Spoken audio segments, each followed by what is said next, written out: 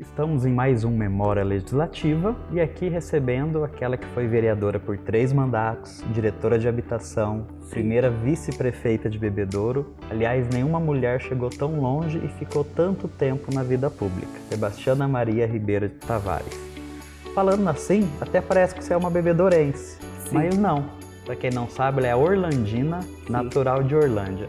Sebastiana, quem são seus pais e como foi sua infância lá em Orlândia? Uma infância normal para toda criança da década de 60. Meus pais, pessoas vindas da roça, semi-analfabetos, minha mãe Olímpia, meu pai Pedro, teve 5 filhas, mulheres, um homem, meu irmão do coração, que infelizmente agora com o Covid, ele foi uma das vítimas. Uma infância muito feliz, apesar de todas as dificuldades, né? Porque meu pai trabalhou em roça, meu pai foi motorista de caminhão, minha mãe sempre dona de casa.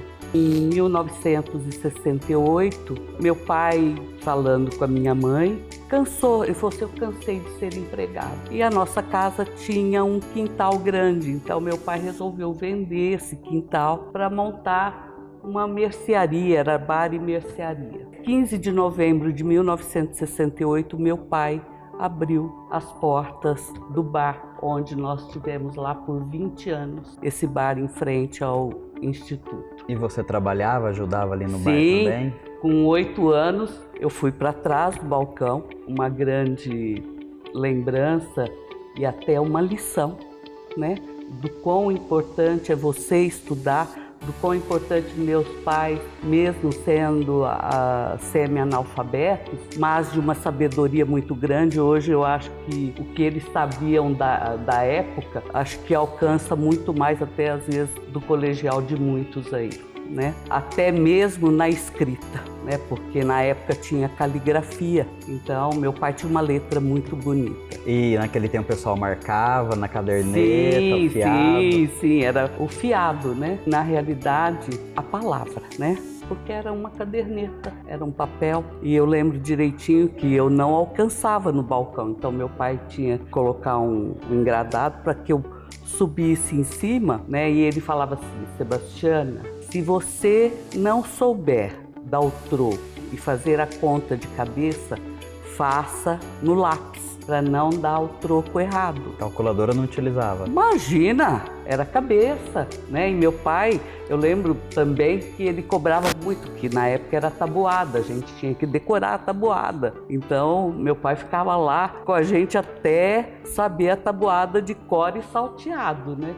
De cor e salteado, não era 1, 2, 3, não. Para você saber, você tinha que saber de cor e salteado. Então, uma lembrança muito boa das dificuldades. Eu sendo a mais velha de todos, mas uma infância linda, uma juventude muito boa. Tenho saudade, que a gente fala assim, a gente não sabia que a gente era feliz, mesmo nas dificuldades, né? Mesmo na humildade. Mas uma coisa que meu pai e minha mãe sempre colocaram pra gente, a honestidade, o caráter, a palavra, o olho no olho. Então eu acho que eu trouxe, não somente eu, como todas as minhas irmãs hoje, e meu irmão também. Com toda essa vida em Orlândia, o que te trouxe aqui a Bebedouro e como que foi a recepção? Creio que você não conhecia tanta gente como você conhece hoje. Era uma cidade diferente, nova. Deve ter pego o auge da Califórnia brasileira. O final, Miguel, porque eu cheguei aqui em 90, na época eu estava casada, o Arquibaldo, que ele foi vereador aqui também nessa casa. Como ele era delegado de polícia, então tinha essas transferências. São coincidências também, porque a primeira cidade que ele foi delegado foi Terra Roxa. Então a gente vinha muito aqui em Bebedouro. Eu jamais, quando nós estivemos aqui, foi em 86. E eu jamais pensei em voltar um dia para Bebedouro. Então, em 90, quando foi da criação da delegacia seccional, o Dr. José Manuel convidou o Arquibaldo para vir para cá. Foi a nossa transferência. Eu falo assim, sou orlandina de nascimento, mas hoje sou mais bebedourense do que orlandina, porque eu já estou aqui 34 anos já. Vai fazer em dezembro que eu estou aqui. Tive minha filha aqui, nasceu em Orlândia, mas bebedourense, mais do que nunca, a Jéssica. O Antônio Carlos, né, que infelizmente na vida terrena ele cumpriu a sua missão aqui. Esse ano faz já 20 anos que ele faleceu com 20. Foi uma época muito difícil, né, da nossa vida. Uma coisa que quando acontece vem tudo à tona, que meu filho não é assim nada escondido, meu filho se suicidou e nós precisamos conversar sobre isso. E você sempre, na sua biografia Condolice, mostrou uma mulher de fé, né? E aliás, foi essa fé que te ajudou a superar o medo de toda mãe, que é perder um filho. Como foi essa experiência? Como que você lidou com isso? O que te deu força para continuar vivendo? Eu tenho de frente ali, ó, da imagem de Jesus. Eu só estou de pé por isso. E até hoje, sabe? Porque são tantas coisas que acontecem na nossa vida. E também os amigos, família, a minha comunidade lá da paróquia do Sagrado Coração de Jesus. Eu falo assim, que me deram muita força nessa época. Depois aí acabamos, eu e Arquibaldo, a gente se separando. Também foi um momento também difícil, né? Aí a Jéssica foi embora, depois com a graça de Deus ela voltou, hoje casada com meu genro Malaguti, que eu falo assim, tenho imenso orgulho da história de vida dele também. E agradeço a Deus por ter colocado ele na vida da minha filha e também por conta do Covid, como eu já disse, perdi meu irmão e também através do Covid a minha filha teve uma hepatite que foi diagnosticada só depois lá no HC, uma hepatite autoimune, um momento muito difícil, que eu falei para Jesus, que a médica na época falou que talvez fosse fatal. Falei, meu Deus, eu não vou aguentar 2.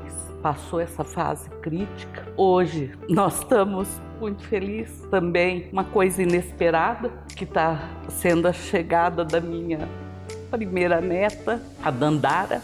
E um imenso orgulho, estamos muito ansiosos aqui para a chegada da Dandara, que vai chegar agora em abril. Agradeço a Deus por todas as coisas ruins que aconteceram na minha vida, que serviu também de uma grande aprendizagem. A gente aprende muito mais com as coisas ruins do que com as boas, mas eu sempre tive um Deus muito forte na minha vida, porque foi onde, lá atrás, meus pais plantaram isso aqui. Eu falo que plantaram aquela sementinha. Tem uma época da nossa vida que ela fica meio que adormecida, que é como fala no Evangelho, quando você vai jogando as sementes, dependendo do solo, ela frutifica ou não, ou morre, ou fica adormecida. E na nossa vida é isso. Uma parte da nossa vida fica adormecida, né? E eu também tive isso, mas com a graça de Deus hoje, lógico que a gente, como ser humano, às vezes a gente questiona, né, as coisas que acontecem com a gente. Mas, por outro lado, eu falo assim, não, meu Deus, mesmo quando morreu o Antônio Carlos, eu lembro direitinho do Frei Davi, que ele falava assim, que a gente tem que se espelhar em Nossa Senhora, em Maria, que ela viu toda a trajetória do seu filho, que ela sabia que iria culminar na morte. E ela teve toda uma aceitação e um silêncio. Isso foi muito forte quando aconteceu isso com Antônio Carlos. E também coloquei lá para os amigos deles, que aquilo que ele tinha feito, que servisse de exemplo também para aqueles, para os outros, né? Para realmente refletir que a gente está aqui, independente de qualquer coisa, né? Eu sei que um suicida, ele está tão assim saturado daquilo que ele está sofrendo, né? Que ele não vê outra alternativa senão tirar sua própria vida. E eu peço perdão por ele todos os dias para Deus. Mas eu sei que meu filho foi um menino muito bom, um menino muito alegre, tinha muitos amigos e que talvez hoje eu teria mais netos, não sei como ele estaria. Ele fazia faculdade, estava no 1º ano na época, mas hoje eu tenho a Jéssica, que amou muito esse irmão, porque quando ela chegou ele já estava aqui. Então Antônio Carlos, como ela chamava ele de Cacá, era o irmão dela. Tenho certeza que de onde ele está protegendo a Jéssica, porque ele gostava muito dela. Ele amava a Jéssica, como ela o amava. E para ele, né, essa sobrinha que está vindo aí. Então é uma coisa, a vida da gente é altos e baixos, alegria e tristeza, mais alegria do que tristeza. E essa é a Sebastiana, que também na sua biografia fala, ora tá feliz, ora tá triste, esse turbilhão de emoção que faz parte do ser humano. E também sou brava, também sou uma mulher que sabe ser forte. Como eu digo, eu sou apenas pequena no tamanho.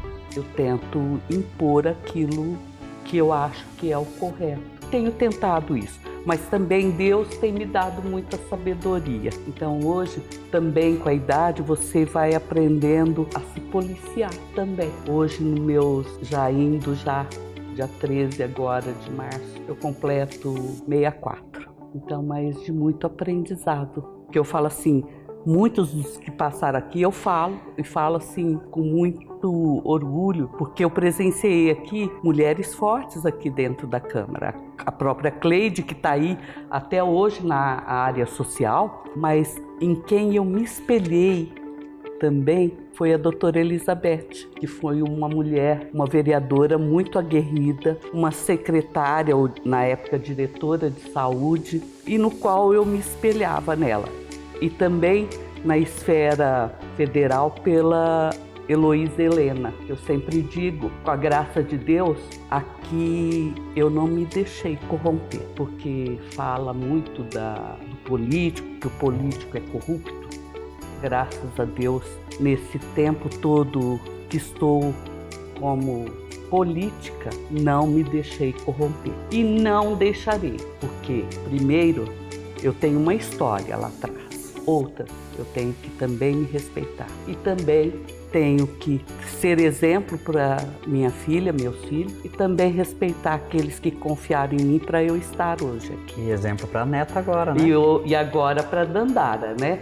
Então, eu falo assim, a Heloísa Helena, ela falava assim, não nesses termos, que quando ela ia subir a rampa lá do Planalto, que ela tinha que pisar na vaidade e cuspir para que o poder não a corrompesse. Eu acho que eu segui o mesmo lema. E Sebastiana, antes de você entrar na vida pública, você já militava. Aliás, Sim. Era uma figurinha carimbada dos conselhos municipais. Sim. Quais conselhos você participou e qual que é a importância do conselho para a sociedade? É de suma importância. As pessoas não sabem o quão é importante você um conselheiro, independente de qual conselho você faz. Porque são através dos conselhos que você traça as políticas públicas, que você ajuda a fiscalizar, né? Se realmente aquilo, um plano de trabalho, porque é apresentado um plano de trabalho. Eu iniciei como conselheira em 2000 no Conselho de Saúde, representando como usuária o educandário, no qual eu já fazia parte lá. Eu fui convidada na época pelos freis a fazer parte da primeira diretoria de leigos lá do educandário, dentre tantos queridos que foram junto comigo, pessoas muito queridas que hoje a gente tem uma saudade imensa, me indicaram para fazer parte do Conselho de Saúde, e no qual eu participei por anos, muito ativa, uma porque eu gosto da área da saúde, no entanto, hoje minha filha é da área da saúde, minha filha é enfermeira, e trabalhei muito representando a nossa população. Fiz parte do Conselho da Assistência, da Criança. Hoje, não como conselheira, mas como ouvinte, participante, mais pelo Conselho da Mulher e do Negro. Após a experiência dos conselhos, o que te fez entrar propriamente na vida pública, você ser vereadora? Partiu de você? Foi um convite? Você teve receio? Esperava já ser eleita na primeira candidatura? Não, foi um convite. Na realidade, foi uma sequência que o Arquibaldo, ele estava saindo. Na época, ele foi candidato a vice-prefeito junto com o Fernando Galvão. Aí me convidaram para que eu viesse como vereadora. Eu jamais, na minha vida, eu achei que fosse ser vereadora. Lógico que tem todo uma história lá atrás da minha família. A gente sempre atenta à política, né? E eu lembro de criança que era somente 2 partidos que existiam, o MDB e a Arena. E meu pai era afiliado ao MDB. Meu pai foi candidato a vereador lá em Orlândia, não ganhou, mas foi, na época, bem votado. Eu tenho o irmão do meu pai também, que foi vice-prefeito em São Joaquim, né? Mas dentro da escola também a gente sempre teve essa... Mas eu nunca me imaginei. E foi uma surpresa muito grande. Eu acho que através também do meu trabalho, mesmo nos 2 mandatos que o Arquibaldo esteve aqui na Câmara, toda segunda-feira eu vinha com ele, né? Então a gente sabia aquilo que estava acontecendo, porque muitas vezes as pessoas comentam lá fora coisas que são inverdades, fake news hoje, que se fala muito, né? Mas aqui você sabe aquilo que está realmente acontecendo, né? Os projetos da nossa cidade, os recursos que vêm, para onde vai ser utilizado. Tem os vereadores aqui, cada um do seu partido, quando traz algum recurso, coloca, defende, e também tem hoje os líderes do nosso prefeito aqui que defende o nosso governo, explica também, porque nem todos têm conhecimento quando chega um projeto aqui e às vezes acaba nem lendo o projeto. Eles vão só ter ideia na hora da sessão aqui, quando colocar os projetos e aquilo que está sendo colocado em pauta no dia, né? Apesar de hoje ter as reuniões aqui antecipando para discutir, para ver o que será colocado, qual a importância das pautas, mas às vezes não vem aquele dia o vereador e acaba na sua correria, no seu trabalho, acaba não olhando. Então ele, nesse dia aqui, que é na segunda-feira, as nossas sessões aqui, os líderes de partido ou do governo mesmo passa a explicar os projetos que irão. Então eu falo assim, eu não esperava. E eu fui, no meu primeiro mandato, uma das mais votadas, e no qual eu fui a única. Por 2 vezes, você foi a única mulher aqui. Única mulher aqui. O ambiente político, ele é muito machista? Muito. Você sofreu muito. Machismo aqui dentro? Continuo.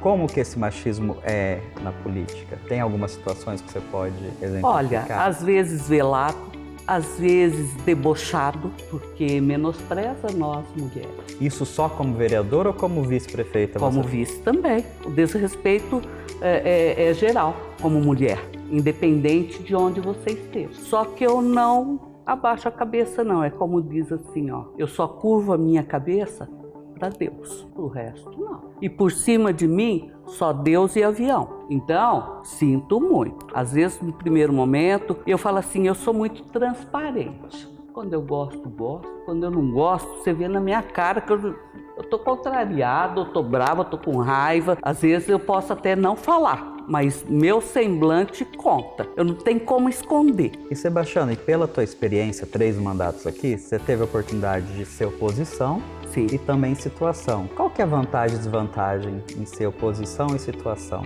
Oposição é muito mais fácil. Muito, muito, muito, muito mais fácil. Porque você apontar erros é muito fácil. Quem não aponta? Agora eu quero ver a solução. Enquanto governo, você pode até falar da solução, aquilo que está sendo feito, ou aquilo que não foi feito, por que não foi feito, mas a oposição não aceita. Mas eu falo assim, eu acredito que você também estava aqui, acho que na época, quando eu fui oposição, Miguel. Sim, em 2012 eu já estava aqui. Eu acho que eu não fui uma oposição que eu vejo hoje, porque eu nunca fui daquele tipo político. Eu ouvi dizer, vieram me falar, não. Eu sempre, as demandas que sempre chegaram para mim e que chegam, eu vou verificar de como está. E nunca ouço um só lado. Somando aí os 3 anos de vereador, os 3 mandatos, mais vice, já são 16 anos na vida pública. Isso. Você falou machismo que você sofreu. Há alguns movimentos na sociedade, como o Vote Nelas, incentiva que as mulheres saiam candidatas e que votem mulheres. Você que já passou todo esse período, já adiantou que vai ter machismo na política. O que você diria para as mulheres, algumas que pensam em ser candidatas ou algumas que ficam com receio, falam, não sei se isso é para mim. O que você falaria para incentivar? Não, falo que é para nós, mulher. Apesar do machismo. Apesar, nós precisamos de você. Nós precisamos de mulher de coragem. Nós precisamos continuar a nos impor, porque senão o sistema nos engole. Eu acho que avançamos um pouco,